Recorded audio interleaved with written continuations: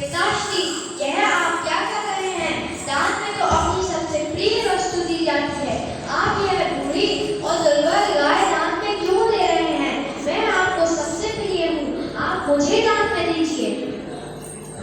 पुत्र, तुम मुझसे फालतू की बहस मत करो। मैं आपसे बहस नहीं कर रहा हूँ पिताश्री, मैं बस आपसे एक प्रश्न पूछता हूँ, आप मुझे किसे दान में दे रहे हैं? मैं तुम्हें मृत्यु के दान में देता हूँ। जो आज्ञा पिताश्री। तुम कौन हो? तुम किस उद्देश्य से यहाँ आए हो?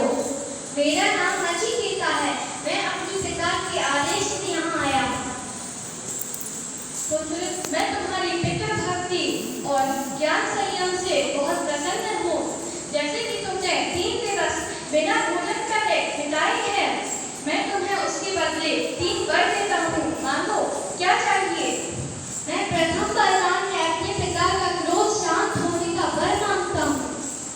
तथास्तु। पुत्र, अब दूसरा वर मांगो।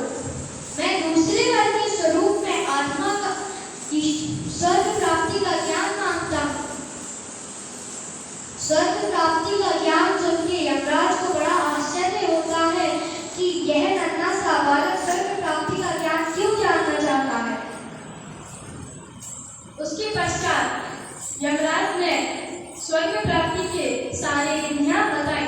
पुत्र, अब तीसरा वर मांगो। मैं तीसरे वर के स्वरूप में आत्मा का ज्ञान मांगता हूँ।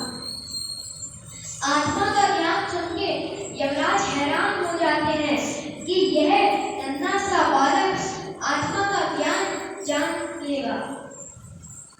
पुत्र, आत्मा का ज्ञान तो बड़े बड़े विद्वान भी ना जान सके। तुम अभी छोटे हो, तुम अभी आत्मा का ज्ञान ना जानो।